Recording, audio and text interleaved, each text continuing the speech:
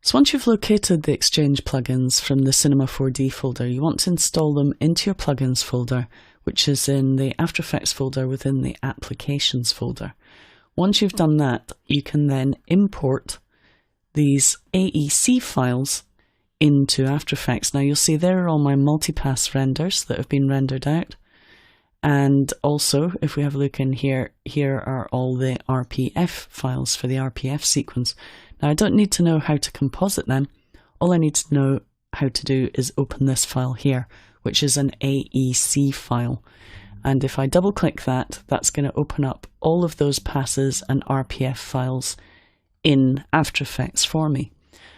And it will composite them into a composition. And if we have a look at this project here,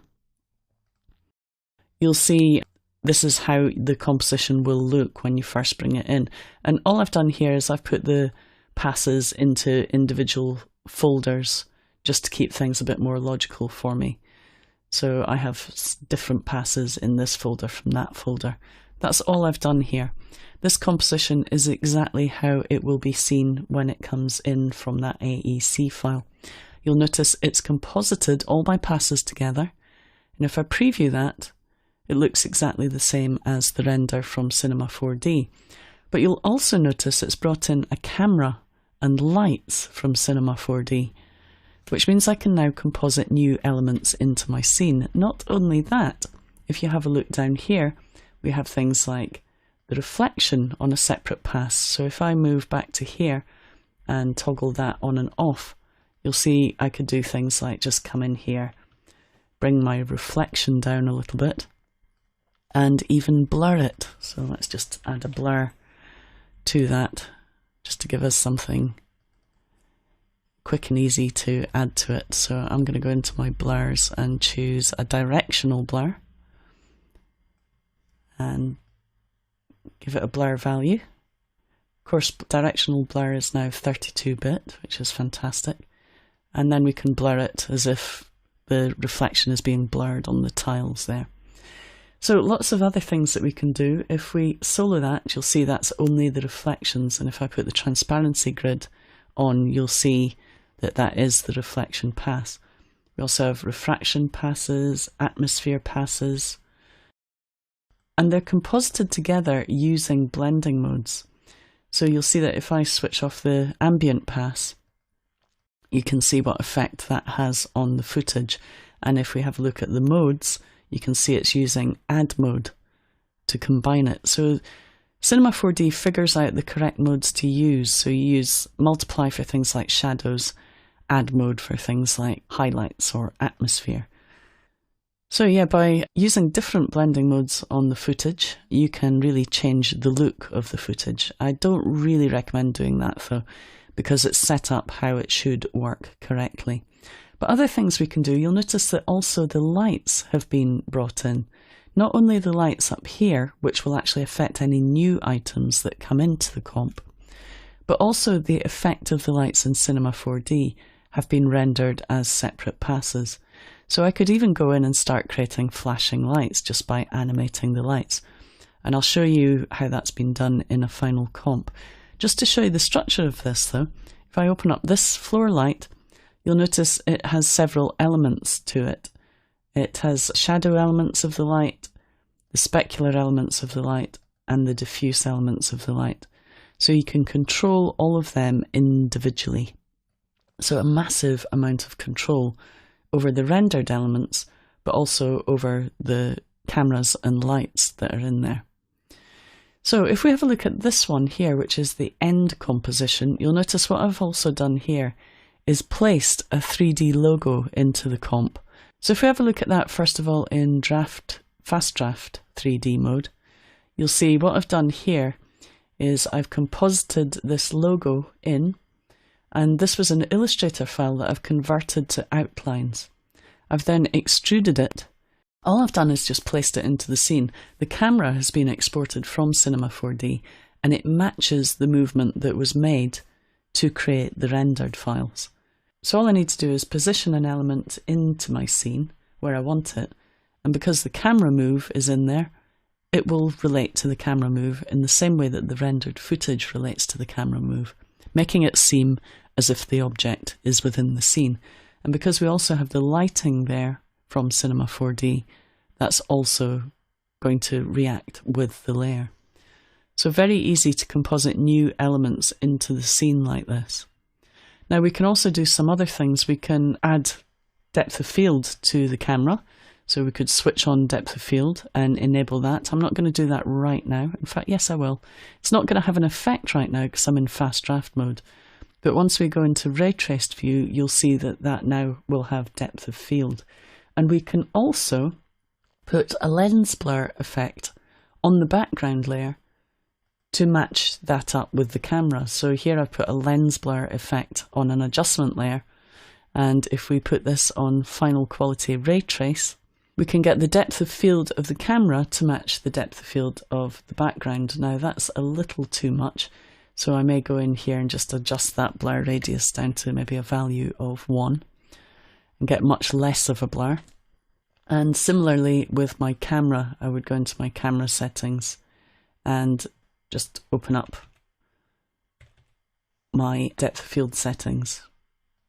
Into my camera options and adjust the aperture settings down a little bit lower, maybe to about 10. The other thing that I would need to do here as well, just to improve the quality, is go into my Ray Trace 3D and just improve the rendering quality of the Ray Trace 3D.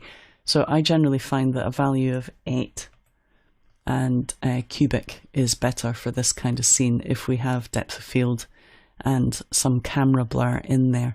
And you'll see that once that renders, we get a much better result.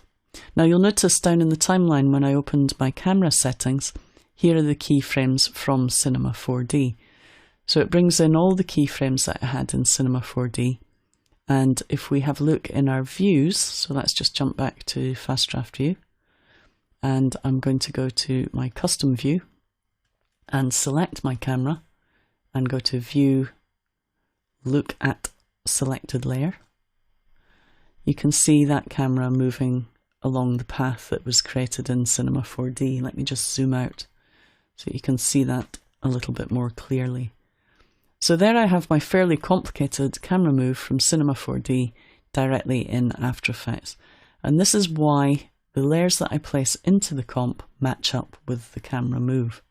So let's go back to Active Camera View and just show you another couple of things that I've animated in here just for a bit of fun. So I've animated the lights using the wiggle expression and I've linked them together so that they have the same colours. And if we just ram preview that, you'll notice that the lights are in fact changing colours. Also the beams of the lights are changing colours.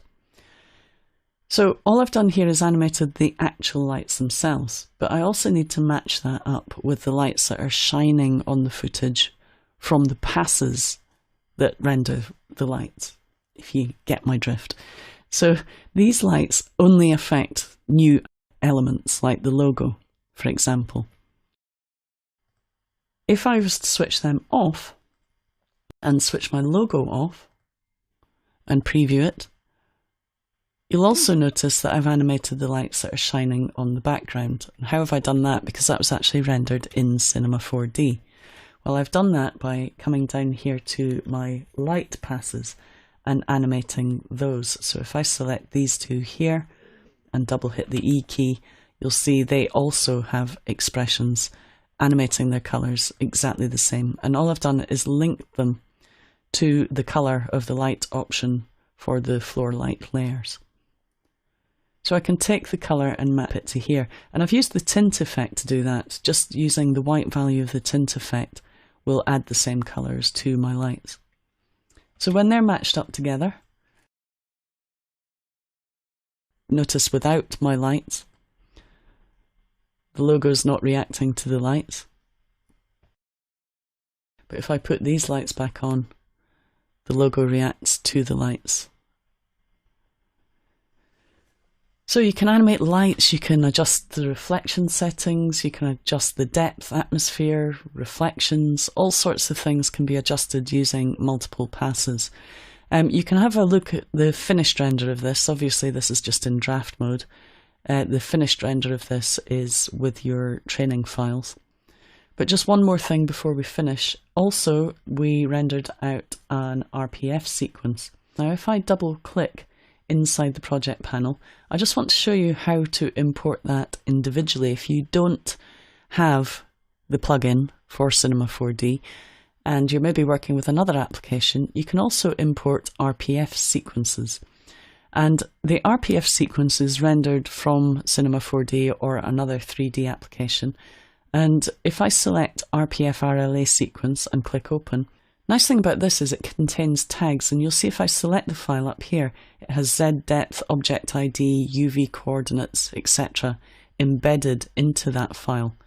There are some of the things that are included. If I drag that onto my new composition button, that's going to create a new comp for me. And I can do things like make adjustments to things by using the channel effects. Now there are lots of 3D channel effects in here. You have 3D channel extract, which allows you to do things like extract the depth matte. And you can see there I can adjust the black and white points of the depth matte there. You can also choose object IDs or texture UVs. And all of these things can be selected material IDs if you want to choose specific materials. Now you need to tag these in Cinema 4D to be able to do it. And you do that by adding compositing tags to the elements within the shot. You can also use an effect called extractor. An extractor also allows you to extract some of the data from these files. If you want to get help on extractor, there's help in the online help document. But finally, I can also select the file and go to Animation, Keyframe Assistant, RPF Camera Import. And that's also going to create a camera with keyframes that match the camera that was used to shoot the footage. So compositing new elements into the shot is just as easy as it was using the camera that comes in with the AEC file. Difference here is I can adjust the lighting, I can adjust the reflection a little bit easier than I can with an RPF file. With the RPF file, I need to use effects to extract data and create mattes to adjust my footage. But that's a quick run through of the workflow between After Effects and Cinema 4D. Of course, once you've finished your composite, you can actually go to File and export Cinema 4D as well. And that will export a Cinema 4D file. So I'll just say test.c4d, and that's going to export a Cinema 4D file for me. So there we go, a really comprehensive all-round workflow from Cinema 4D to After Effects and back again.